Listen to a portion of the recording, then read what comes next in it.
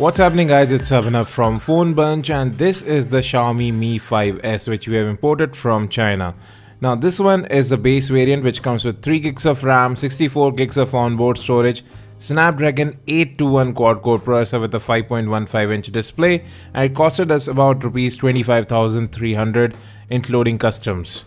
So here we go, this is the Xiaomi Mi 5S and it looks really brilliant.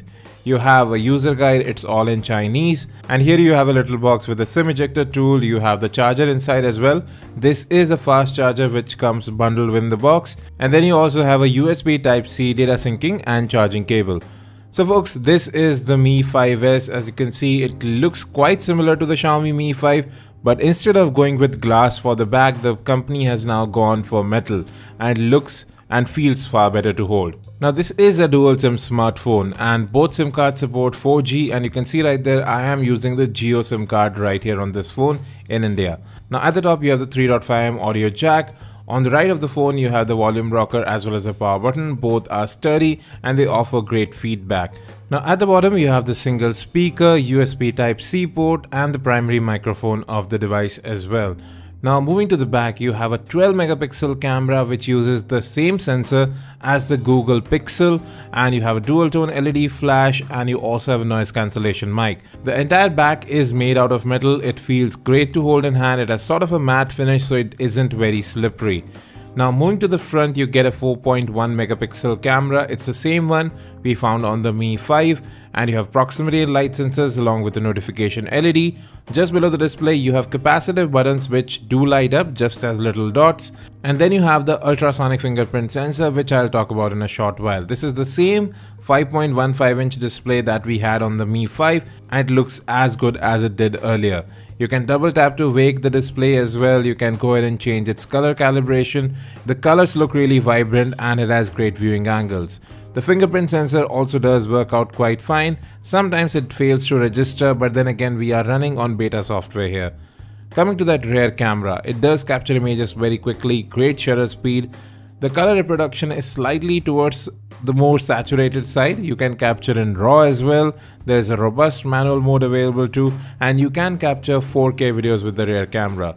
The front-facing camera also did a pretty decent job. You don't have optical image stabilization, but you have face detection autofocus, and you also have digital or electronic image stabilization.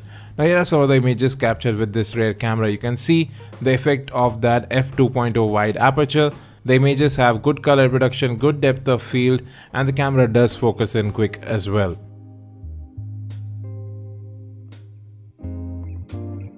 Now talking about software, we are running MIUI 8.1 on this device. This is the European ROM which we have installed. Otherwise it comes with the Chinese ROM, and we have installed the Play Store and all the other apps as well.